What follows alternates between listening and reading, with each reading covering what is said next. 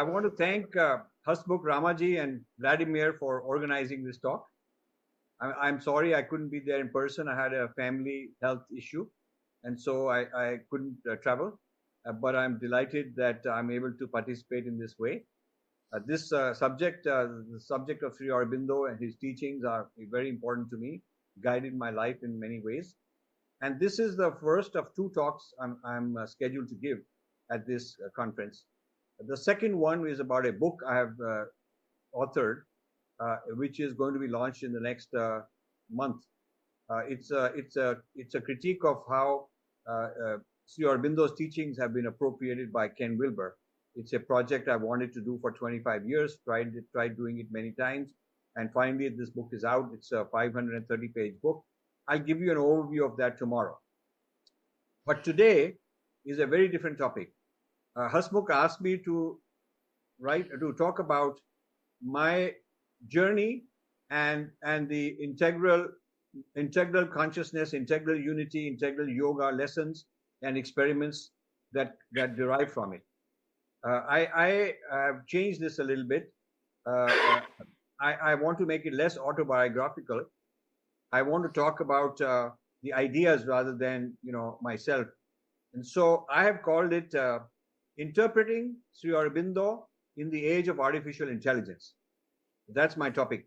Interpreting Sri Aurobindo in the Age of Artificial Intelligence. Now, I would say pretty much every Aurobindonian I have met hasn't really taken AI seriously, if at all. And some have a very naive view of it. Some are dismissive of it.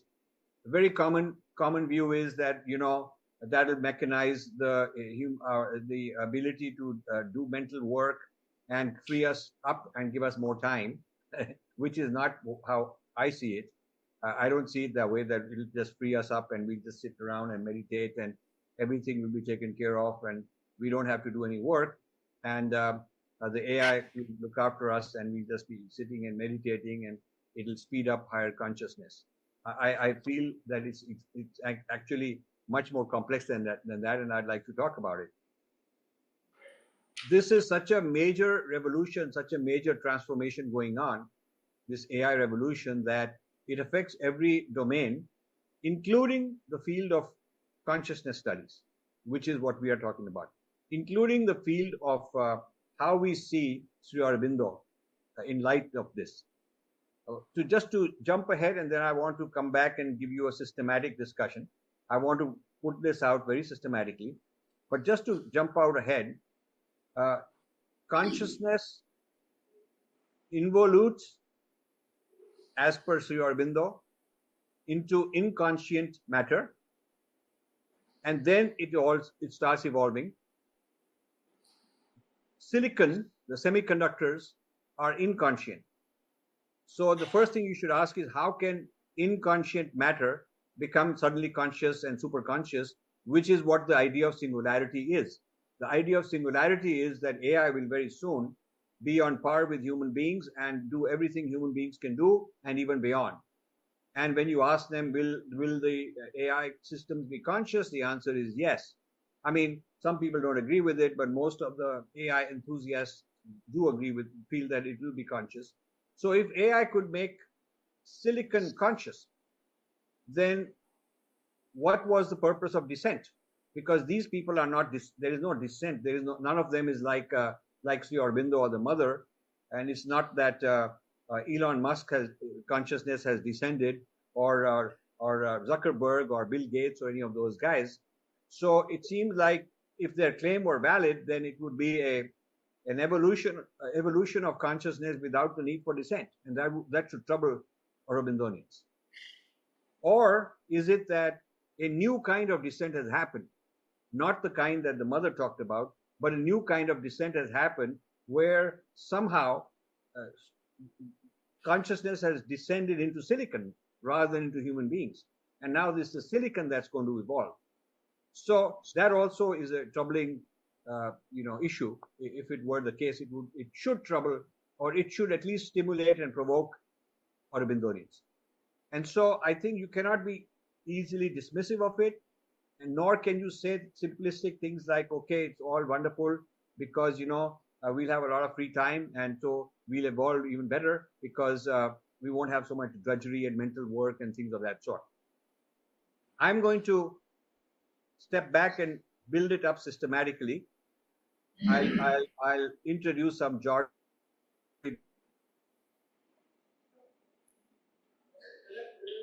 Encompasses physics, metaphysics, consciousness studies, evolution, computer science, artificial intelligence, etc. Linguistics, the idea of language, the mind as a linguistic machine, and so on. So I'm going to cover many disciplines that come together in this and make it as simple for you as possible, so that my goal is to encourage more Sri Aurobindo followers to get involved in this discussion and this debate, because we don't have enough of our people at the table when these conversations are going on. Now, to start, the first point I want to make is that I want to ask a series of questions and give you my views on it. First question is the cosmos algorithmic? Is the cosmos algorithmic? Algorithmic meaning it's like a massive computer processing things, and things are predictable, outcomes are predictable. That's why you are able to predict the high tide and the low tide and the eclipses and the movement of an atom and things of that sort. And that's how we are able to do engineering things and make machines that have predictable behavior. If the cosmos were not predictable in an algorithmic sense, then science would not be successful. So obviously, the discovery of scientific laws means that a large part of the cosmos is algorithmic. It can be modeled as algorithms, the algorithm by which an electron moves, or the algorithm by which the solar system operates, or any of that. Those are algorithms. So obviously, to a large extent, the answer is yes, the cosmos is algorithmic. But if the cosmos were only algorithmic, if the entire cosmos could be represented as algorithms, then what happens to free will?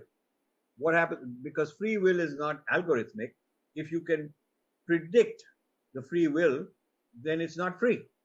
Then that freedom isn't there because it's predetermined. And this free will is itself the result of causation. It is part of causation. And all your thoughts are the effects of some causes, and there is therefore no freedom. And if that were the case, it would also devastate quite a lot of our metaphysics, including the idea of yoga and so on. If there is no free will, then what exactly are we trying to do?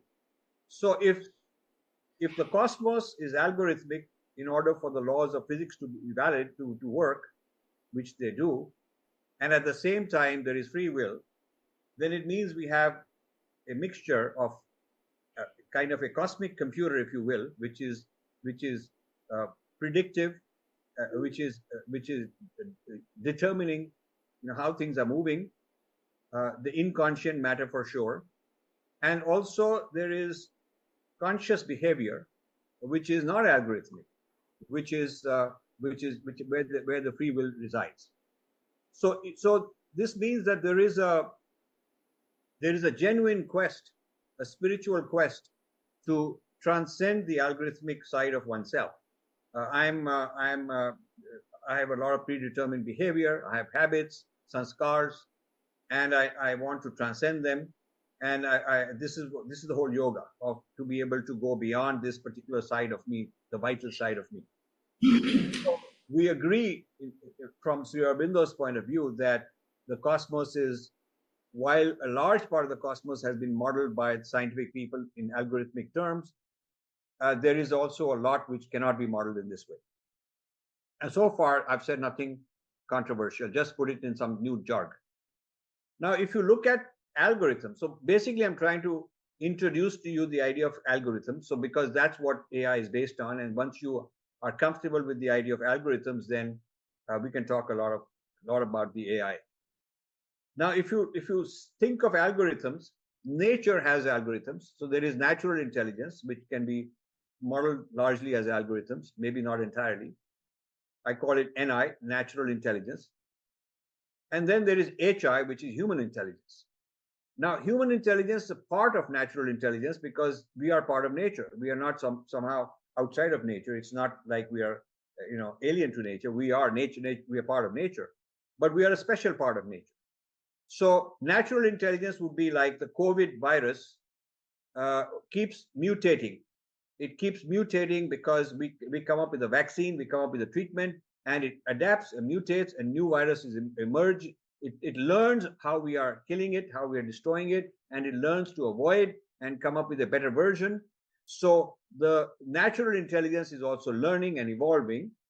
And then the human intelligence, which is the people trying to find ways of killing this virus, they're finding remedies against the latest version of the virus, and the virus comes up with another version, and we come up with another vaccine or another treatment. So this jugalbandi, this duet between natural intelligence evolving and human intelligence evolving, each trying to compete and surpass the other, is a very fascinating, opposition. And in AI, you do have a way to train algorithms by having an opposition. And in opposition, the algorithm learns to defeat the opponent and become smarter and smarter. So this seems to be happening a lot in nature. And certainly natural intelligence, human intelligence, sometimes at odds with each other, it would be kind of an example of that. So those are two examples of intelligence: natural intelligence, human intelligence. The third is artificial intelligence. And that's what I really want to focus on.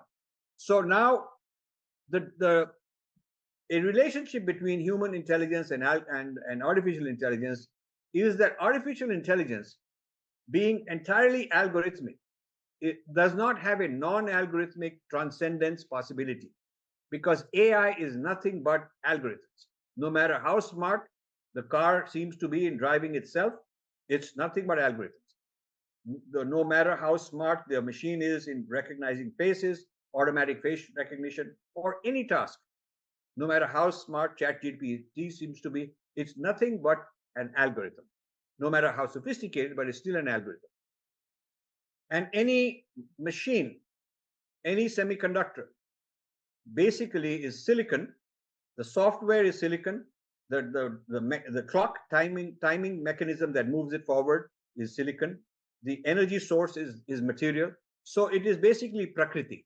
Basically, it's Prakriti, and it is inconscient, and that is what AI is. And you can keep making the AI smarter and smarter. I will try to argue that it cannot achieve singularity as defined, and I will come back and tell you how singularity has been defined and why becoming conscious is not possible in the human sense for AI. And that's my point I want to argue. And then what are the implications for Aurobindonians? I will come to that. So the difference between intelligence and consciousness needs to be further crystallized.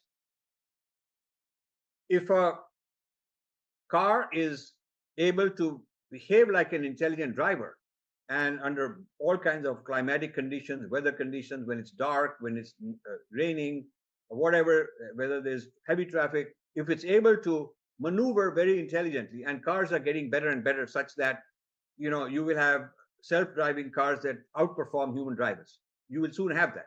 There is absolutely no doubt. It's a question of more and more machine learning.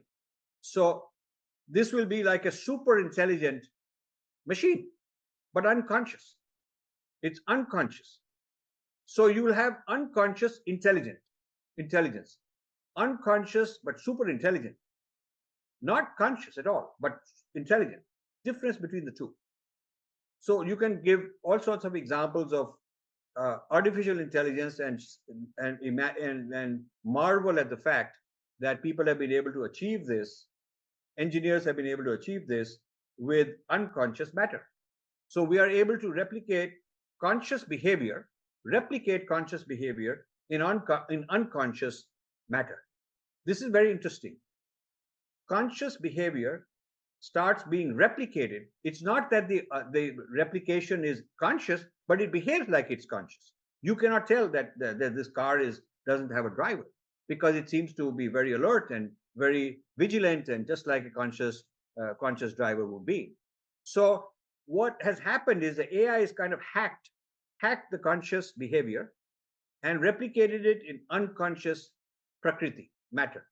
This is a huge breakthrough, which we have to give credit to the AI industry for being able to achieve. And this has metaphysical implications. It has implications for the future of evolution and consciousness and Sri Aurobindo, and that is what I'm getting at.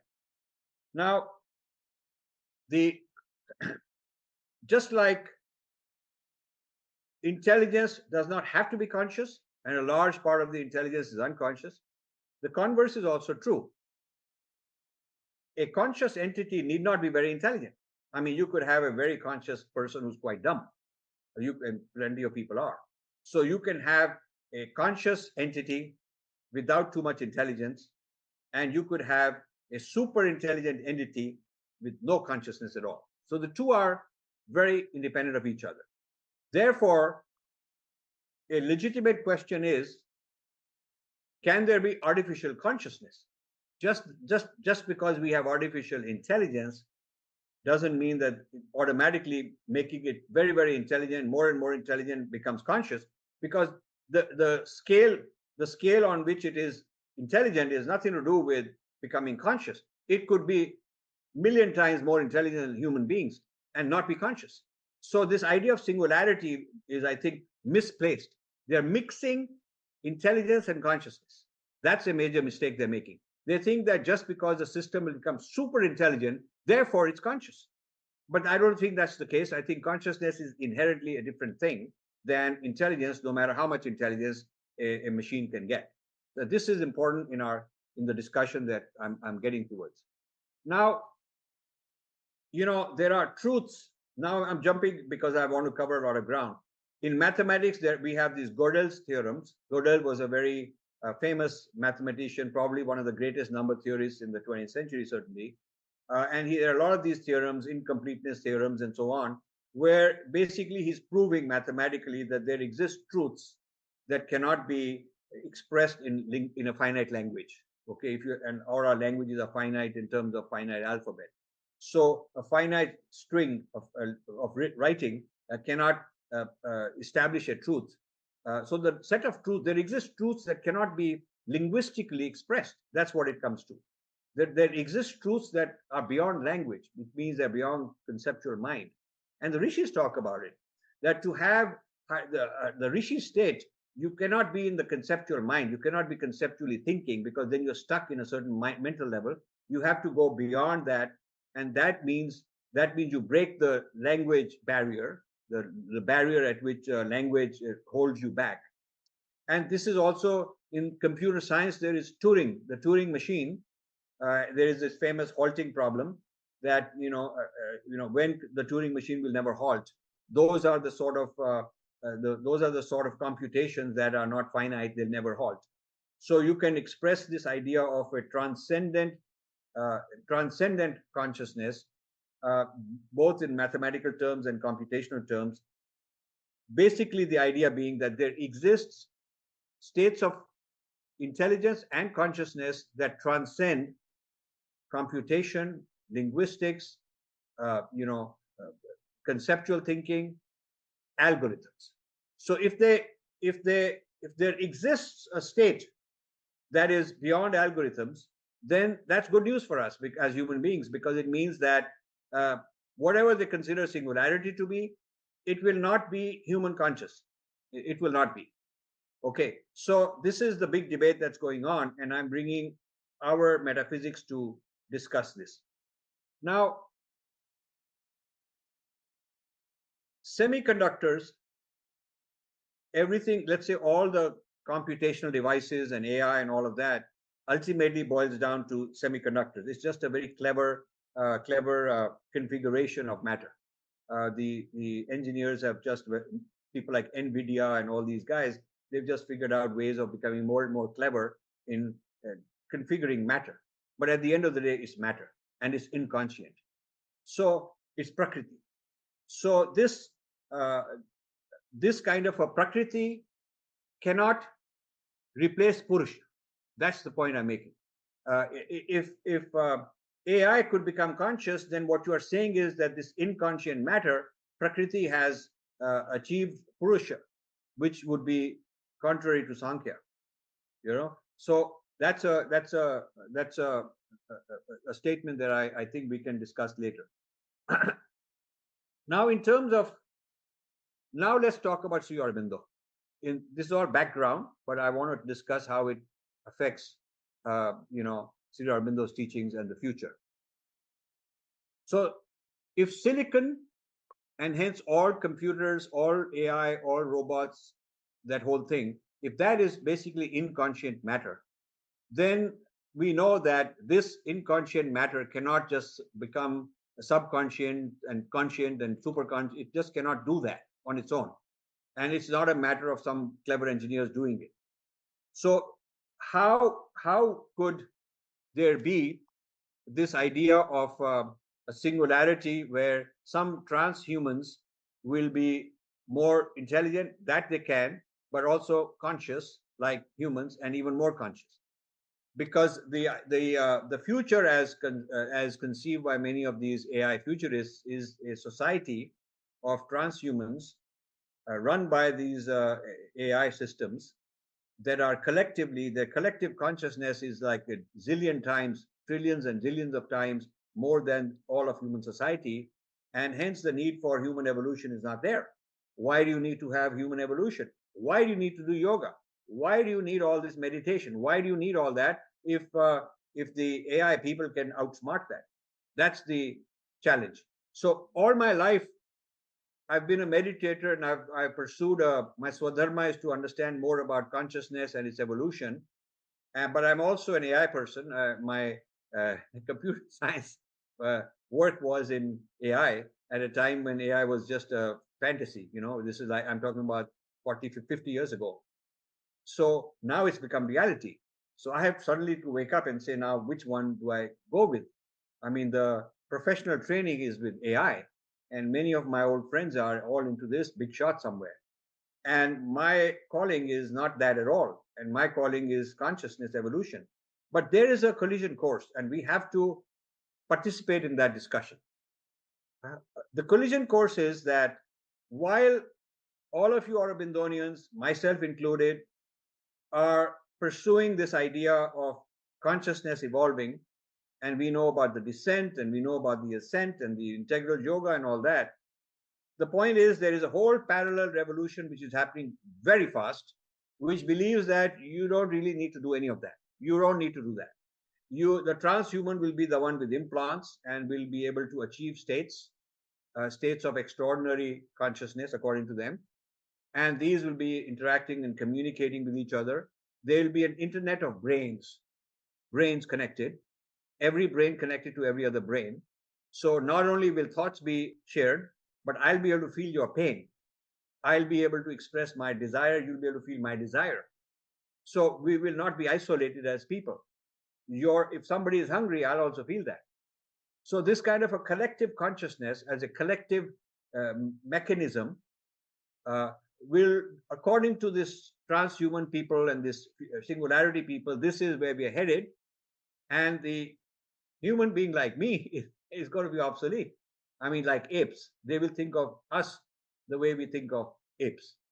So the future is not humans evolving in consciousness, but humans being replaced by the transhuman, and the transhuman being superconscious, and hence the next state of consciousness will be in silicon. That's really, in a simple way, what it boils down to. Now, this raises the following questions, because I have come across Aurobindonians who actually like this, who say, hey, this is all very good stuff because we'll have a lot of time for meditation. Come on, you'll be obsolete. You'll be sitting in a zoo or a pet, a very exotic pet that, hey, this is an old time human being, he can do these things, and kind of cute fellow. But I don't think that the control of the world and its resources will be with humans if the AI people are able to achieve what they want to.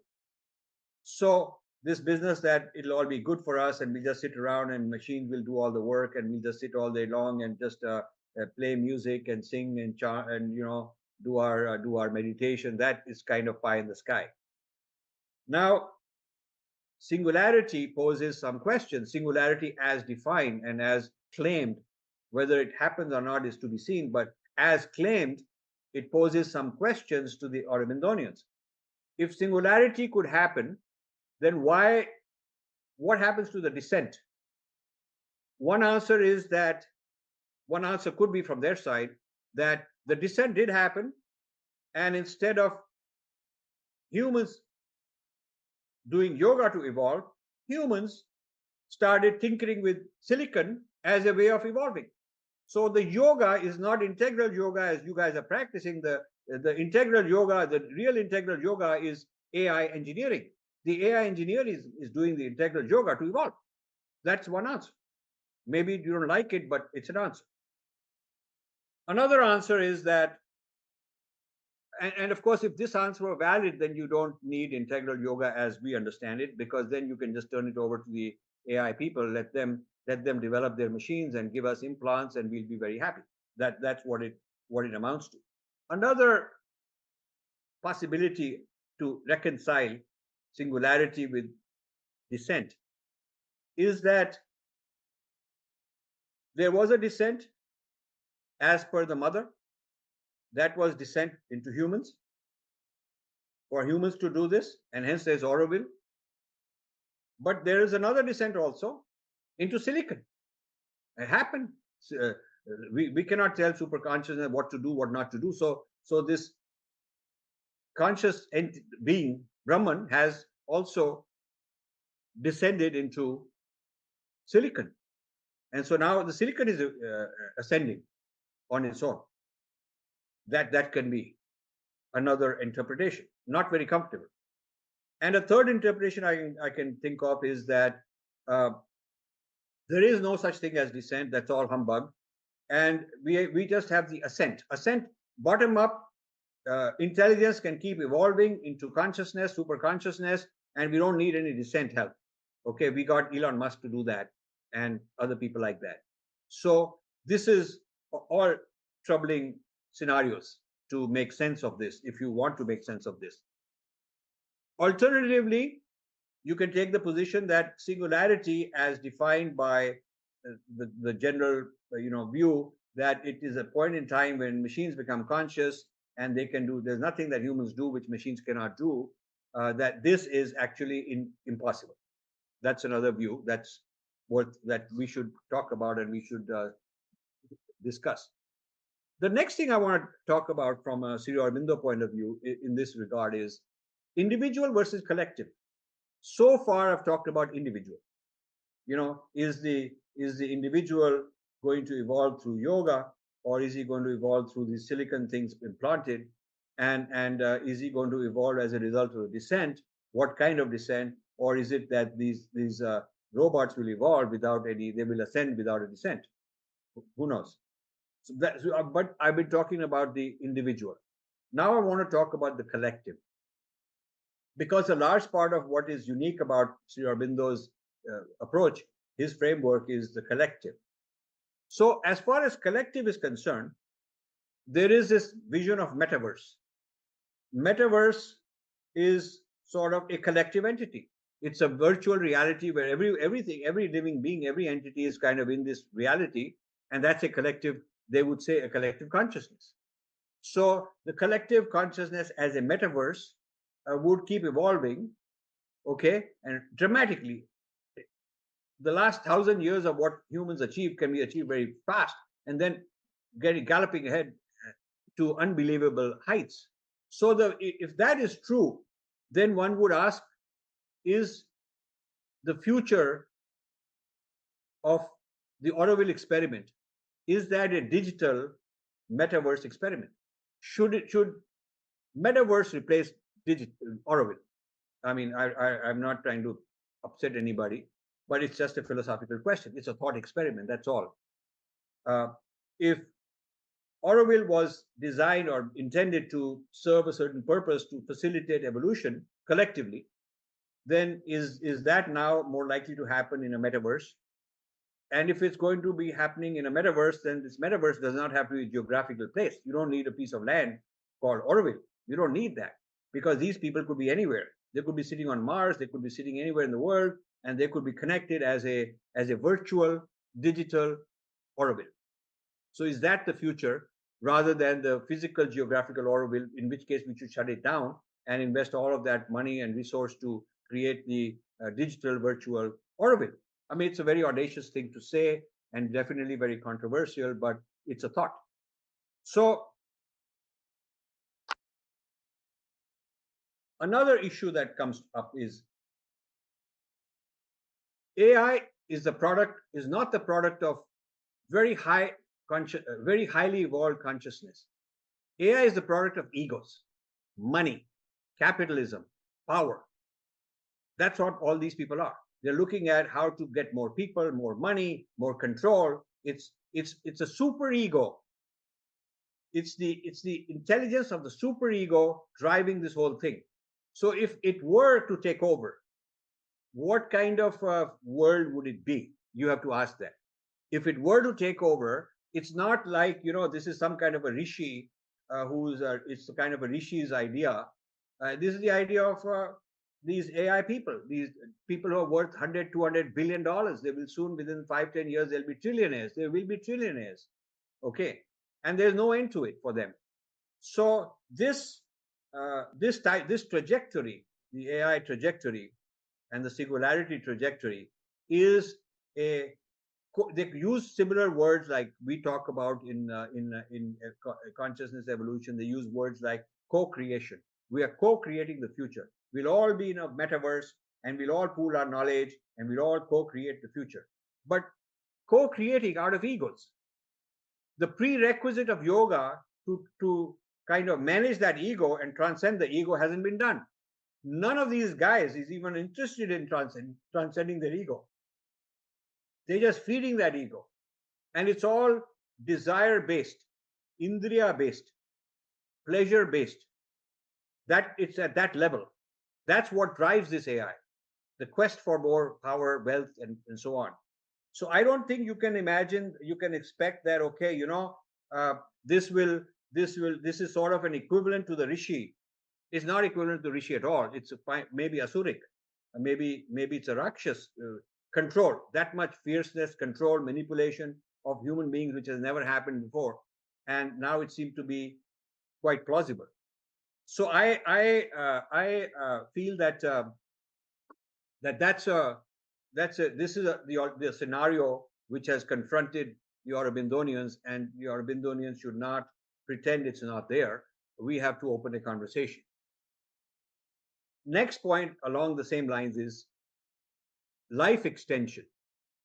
There is this expectation that now you'll be able to extend life indefinitely, because if you put all the technologies together, the biological, the nanotechnology, the stem cells, all of these, and let AI drive all that. They are already developing growing new organs like pancreas, like liver.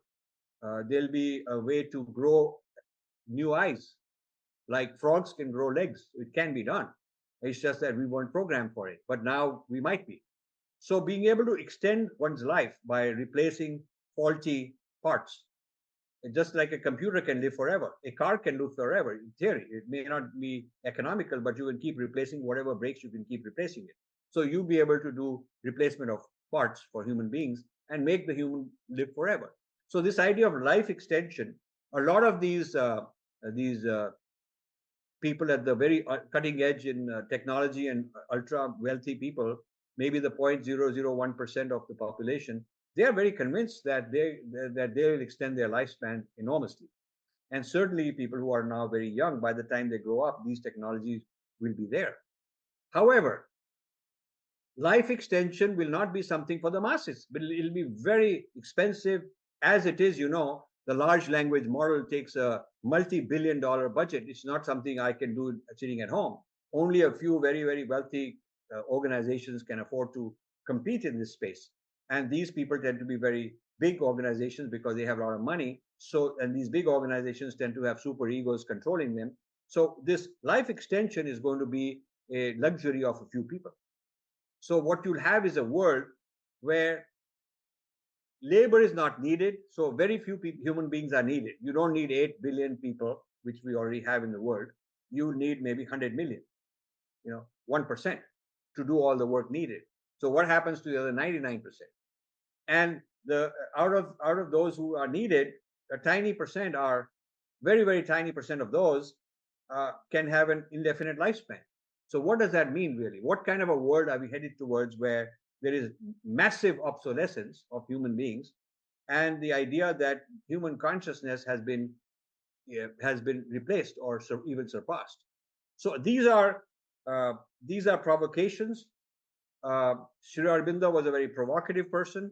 He was not just towing the line of what was the existing thinking, within the framework. He was not keeping people in their comfort zones and trying to appease them, but he was coming up with bold new ideas.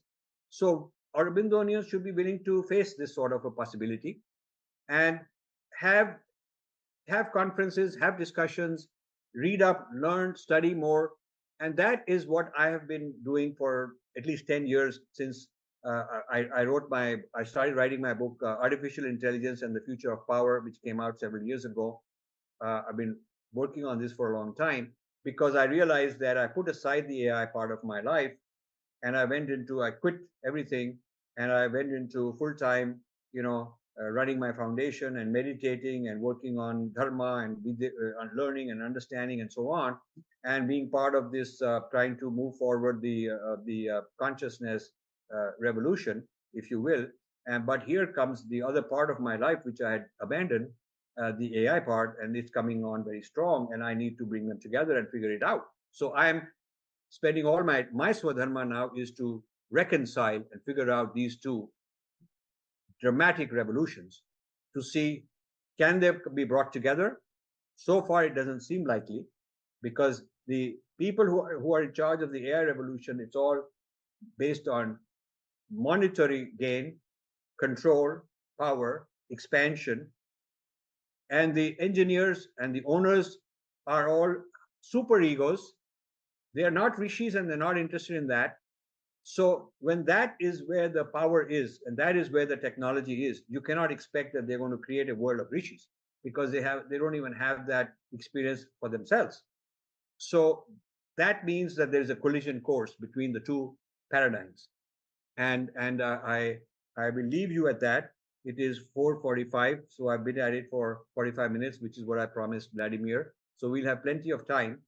I want to hear other points of view, and I want to respond to any questions. Thank you very much for listening, and namaste to all.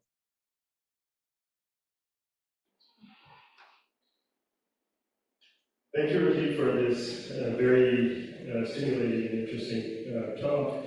I have two other scenarios that I wanted to pose to you, and I wanted your comments on that. So, one scenario is like the movie The Matrix, where human beings' consciousness is hijacked into this AI system, and we're simply serving AI, and they're using our brain power or whatever the consciousness power the AI wants to link to.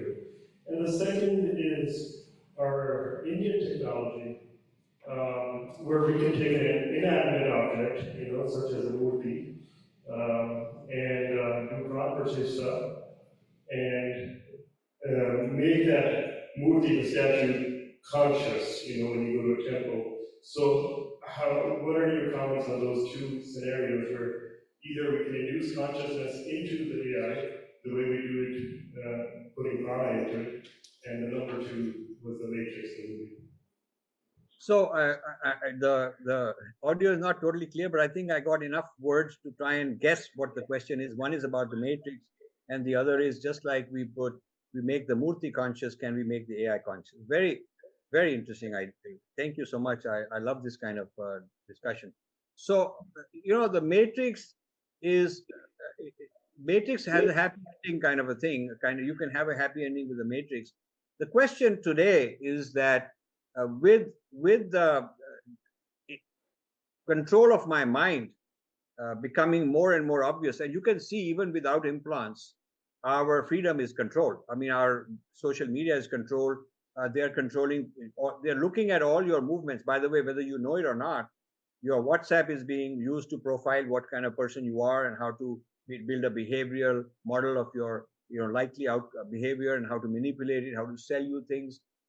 You should wonder, why is it that the richest companies in the world are giving away their product for free and they're rich? So like Google search is free, okay, Facebook is free. I mean, these are the people that are richest people in the world. How could by giving things free, how could they become so rich? I mean, that should be bothering people. So something's going on, and what that is that while they're giving you this free, they're hacking into your brain to control your brain and control your behavior and sell you things, sell you merchandise, sell you politics, sell you religion, sell you ideology, and make their money on that. So basically, you are voluntarily surrendering your free will, voluntarily, because it's exciting, it's fun, it's knowledgeable, you're getting education, you're getting all of that in exchange for them taking control over modeling your brain and figuring out how to hack you and how to manipulate you. So this has become so serious. I think that a matrix type escape out of it is not that easy right now, and it's getting worse. And it's getting worse because the people who could be contrarians are not there. They've been appropriated. I get offers and inducements and pressures all the time to join this. So if I start a move, I've started these groups called AI ethics and AI morality and AI spirituality to counter this. And all the people I bring in get hired by Google or somebody like that because they got so much money. They every time there's some group they think is a threat to them, to their hegemony, they finish it off somehow. So or they infiltrate it. So I think in theory that would be a nice outcome, but how to do it? We don't have enough traction. We just don't have enough people who are even aware of all this. Now, the other question I think is a very, very fascinating one. And honestly, I never thought of this, but this is a very fascinating one. Can we divinize? Can we bring a kind of it would be sort of like a descent. If you could bring, the divine into a murti, and you could say, well, can we bring it? Can we bring it into the silicon? I suppose you could.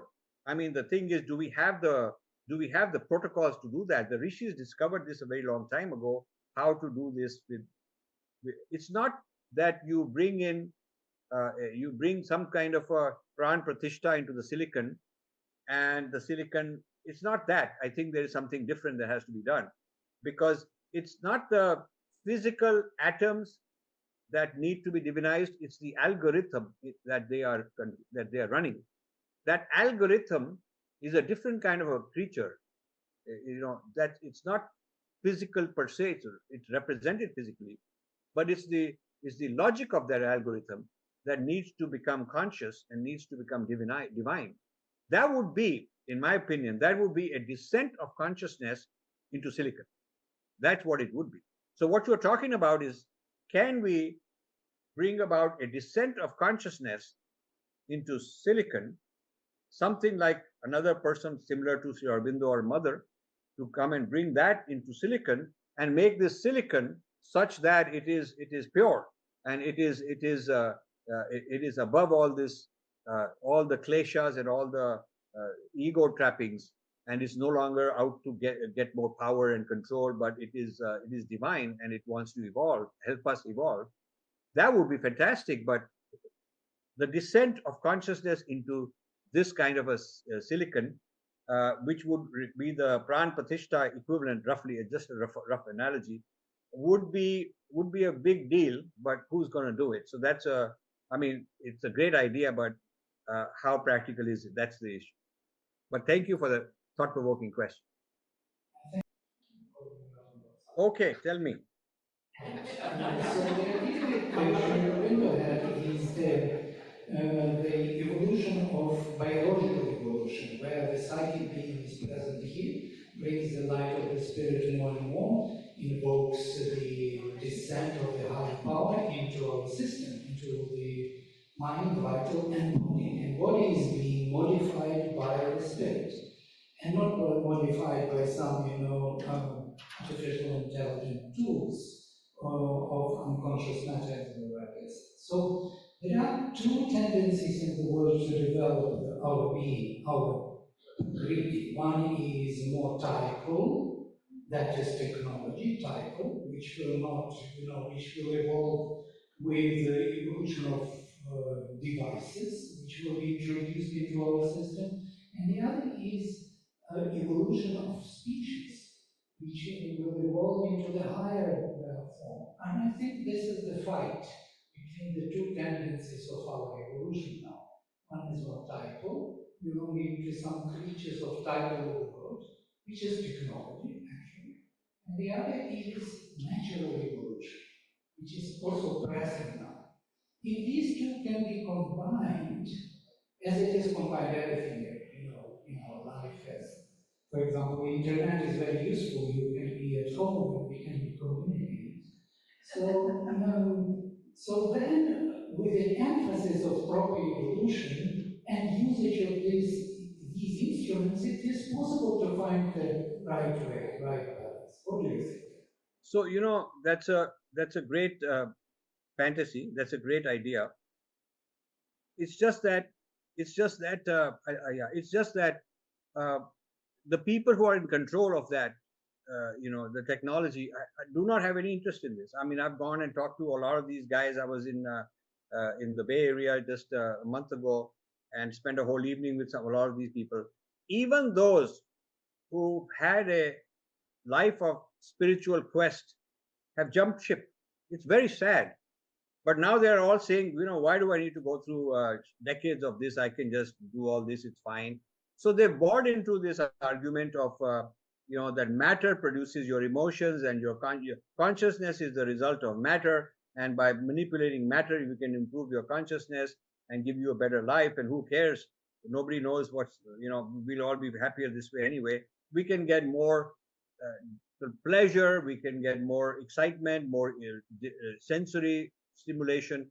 So I think the direction is not like you and I would like. That is the issue. The direction is not that. There could have been an evolution of technology which would be more optimizing the collective consciousness. You see, in AI, in machine learning, you have a function which has to be maximized. That's a mathematical function, and that has to be maximized. So all the machine learning goes on and on through millions of examples and a lot of big data to keep maximizing that and learning. That's how learning happens.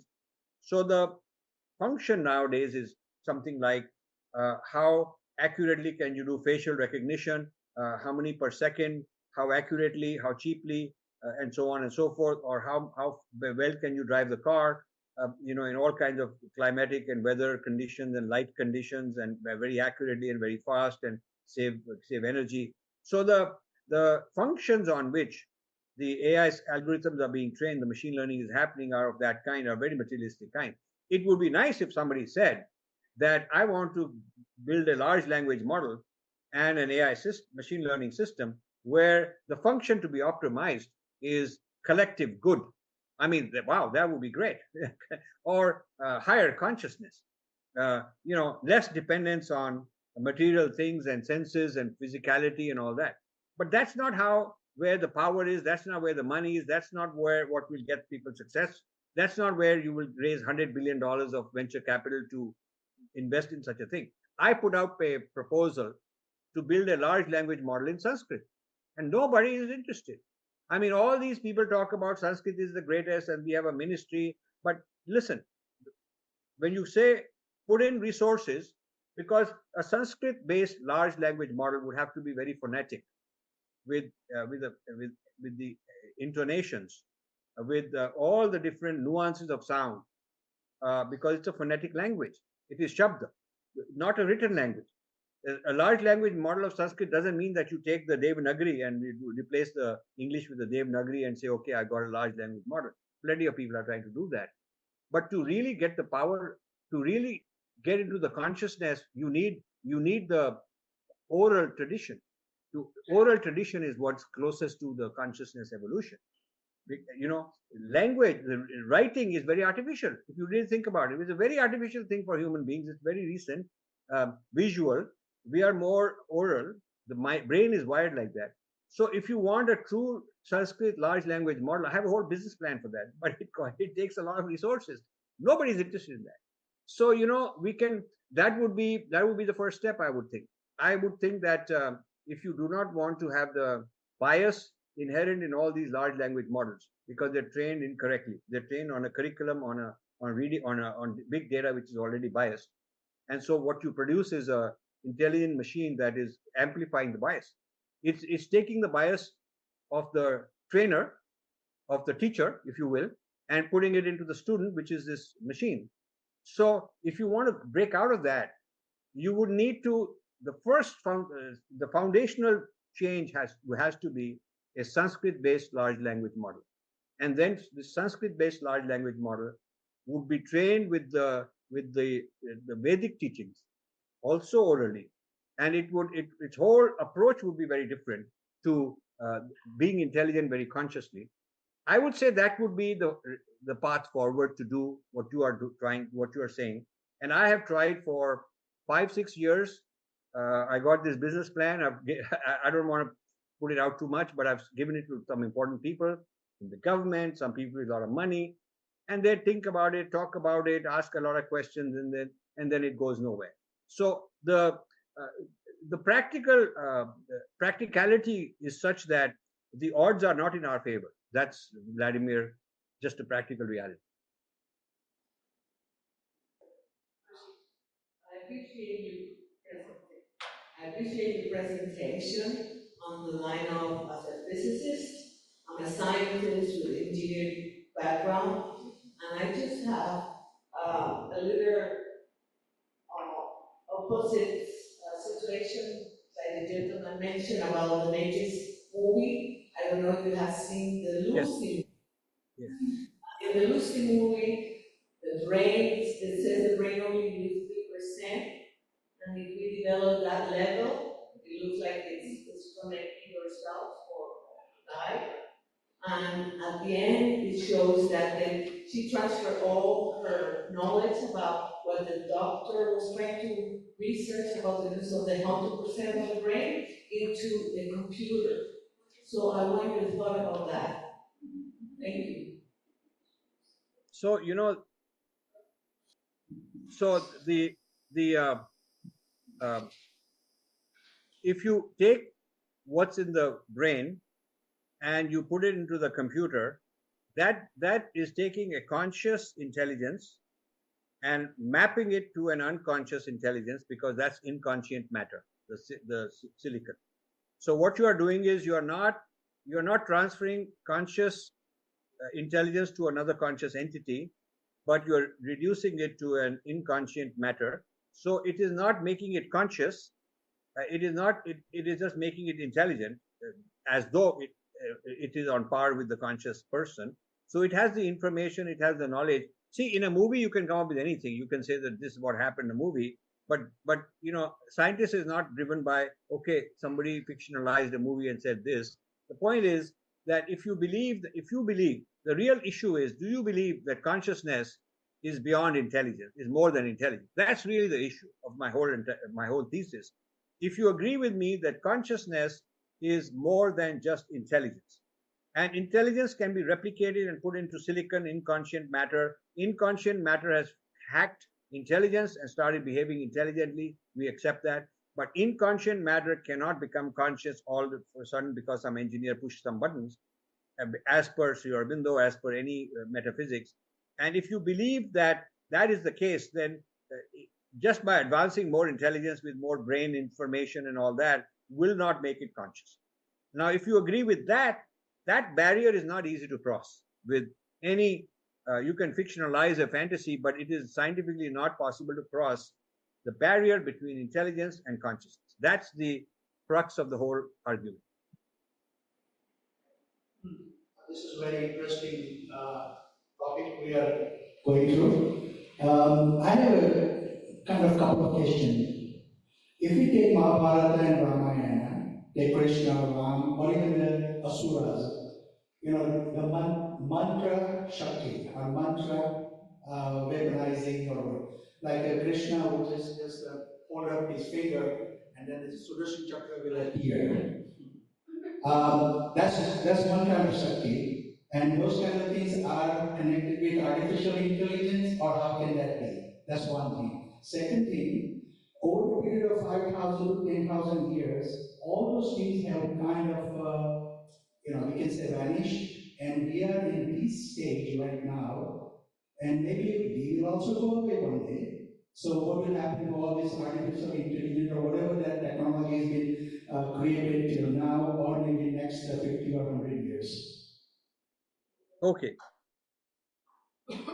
Okay, I understand. So the first question is this whole idea of special extraordinary powers that existed with people in the Mahabharata and Itihas and so on. Where are those possibilities now? One of the works that I wrote is where are the Pandavas? I wrote a thing called Where Are the Pandavas? In other words, provoking people to think, what happened to that? Where are those kind of people now? And what you're talking about is not just the Pandavas; it's also rishis. Where are the rishis? So you see, we have, and I fully believe in all the itihas. I believe that all that is true. But right now we don't have that. So whatever the reason is, we don't have it, and we don't have the equivalent of the emperor in those days. The king wanting to sponsor that.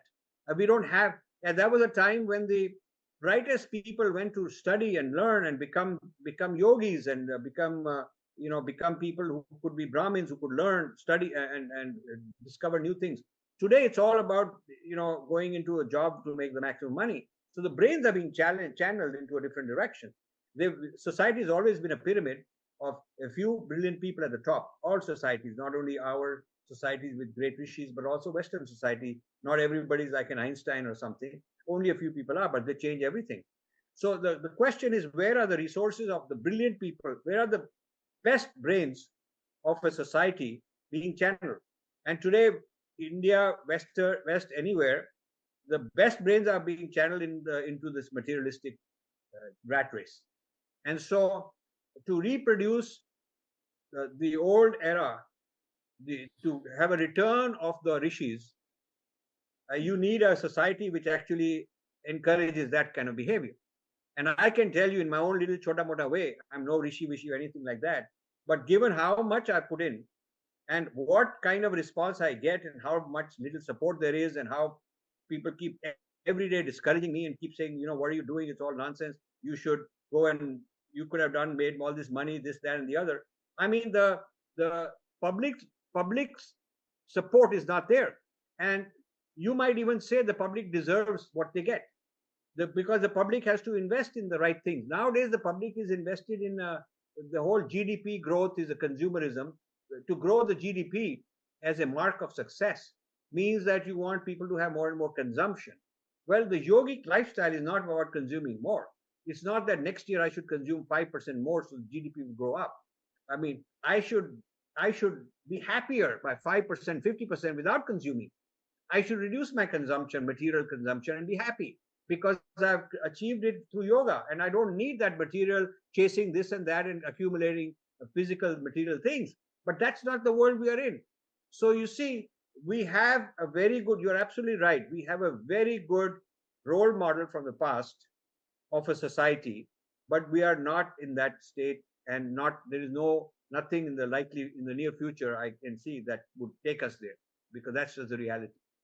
Now the second question is, and this is a very important question, I did not get into this in my discussion. What is the future of all this?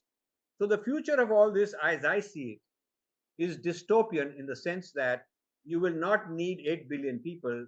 You will need a small number of people, and smaller, with more and more artificial intelligence doing the work, for a few super ego, billionaire, trillionaire type people who control this AI system, who control the metaverse. So you will have a depopulation, you'll have a shrinking, you will not need to have so many people. So there'll be incentives to not have children. there'll be a natural kind of dropping off of the population. So over a period of time, the population will shrink because and they'll justify it by saying it's better for the environment. There'll be less pollution. You don't have to manage so much disease. So I don't think that the way things are set up, we're headed for a prosperous humanity, even at a material level, because the obsolescence of human beings is going to become more and more important as time goes by, and the greed factor with these big egos that are controlling it is not something that you can reverse very easily. It's not about wishful thinking, but it's about being practical.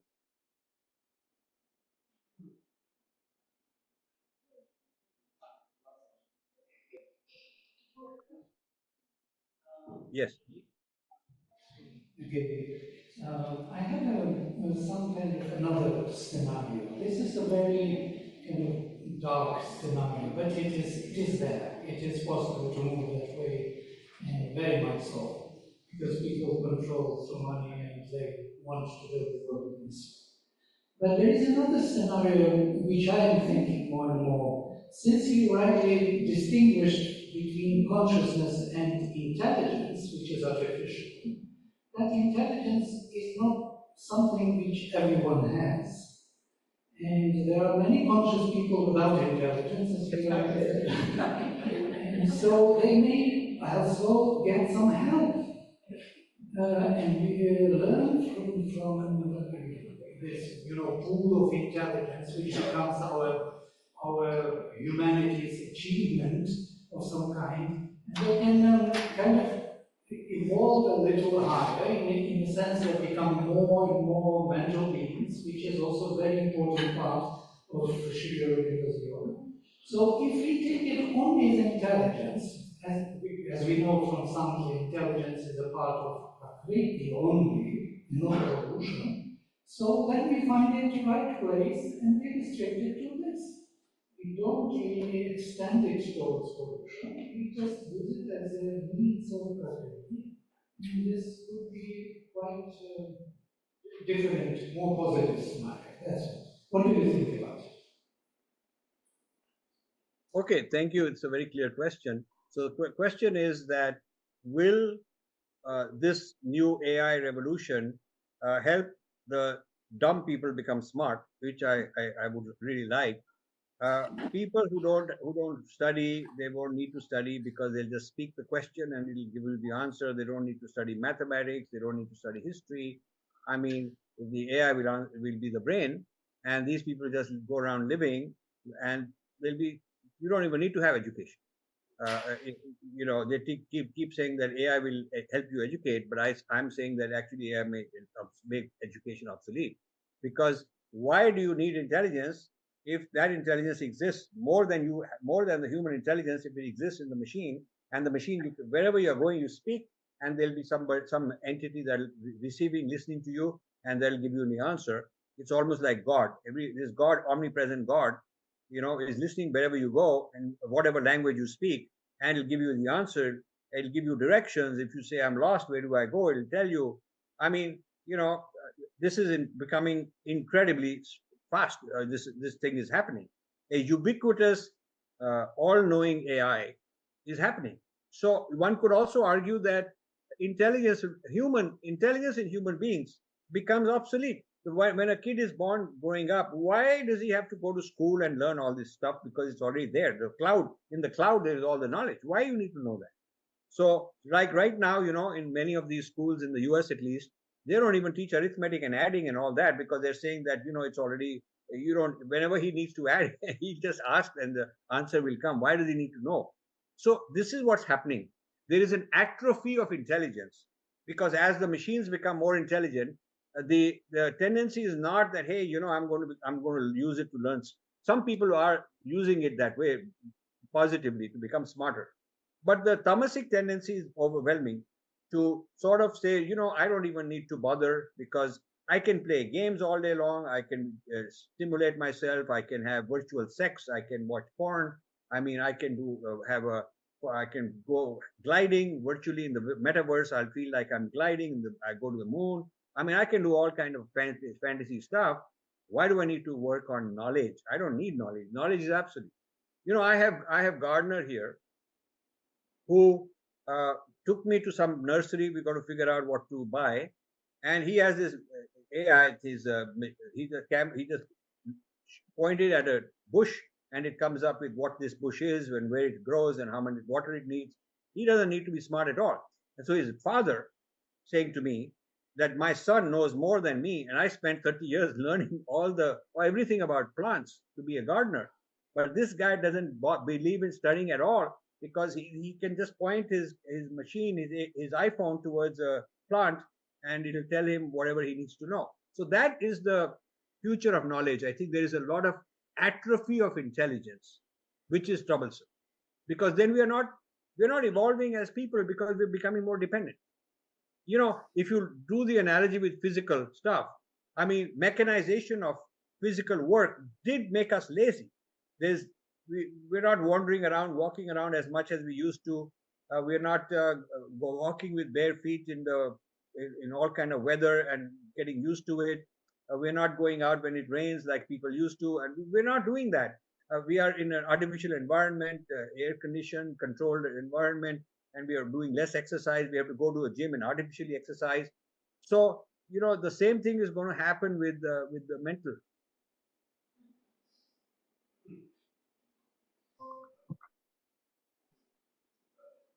Yes.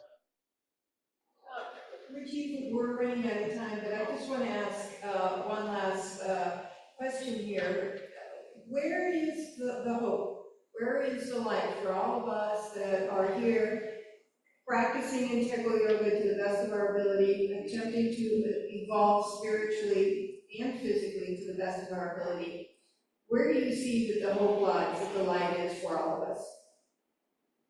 Okay, that's a very good question. Where is the hope? What should we do?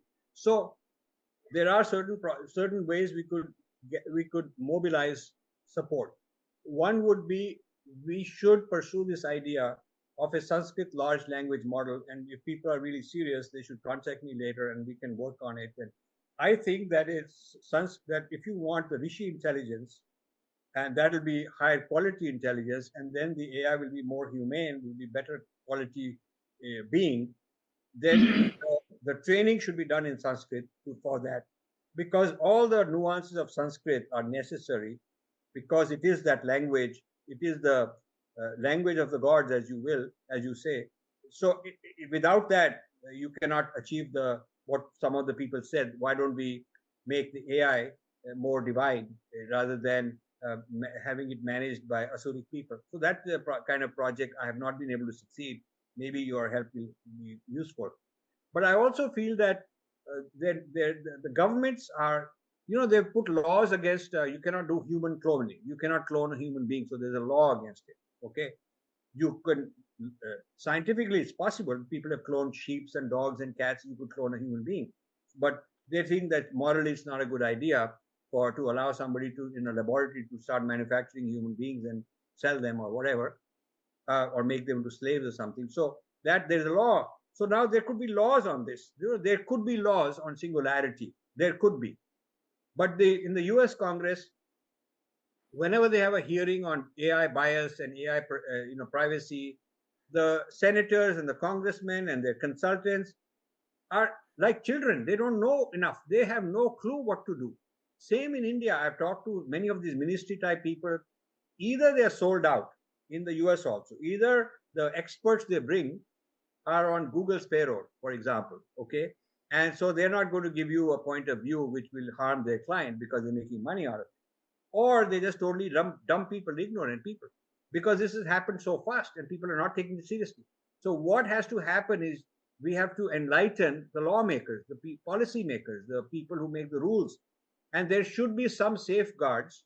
There should be some safeguards which say that, for example, even basic thing like, if you develop an AI system which will replace a certain kind of jobs, and then you are saying, okay, these people will be retrained to do something else, there is no law which says that you should set aside the budget to retrain those people.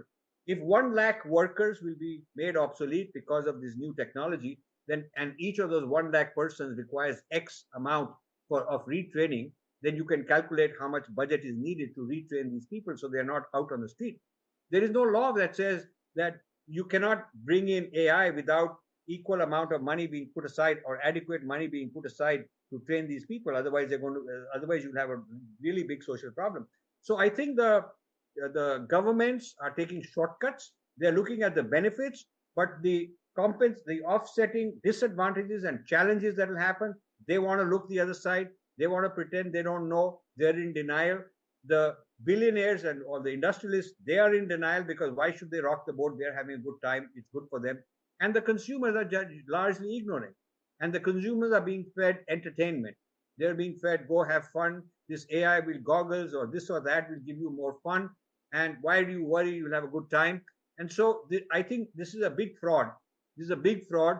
And public intellectuals, I would say shame on them because they are the ones whose job is to understand this, to protect, to be the guardians of society, to speak out, even if it makes them unpopular. So that's what I think. We need more public intellectuals who are going to get informed and speak out. Hi, Rajiv. Thank you so much. I appreciate you going past the time limit with us so we can get a few more questions in. We really look forward to hearing you tomorrow speak. And I'm very sure there's going to be a lot of intriguing discussion around the dinner table tonight over your talk and suggestions on AI. But we are greatly appreciative of your time and sharing your thoughts with us. We will see you tomorrow. Thank you very much. I'll be there tomorrow. I look forward to it. And thank you for all the brilliant questions I got. Namaste.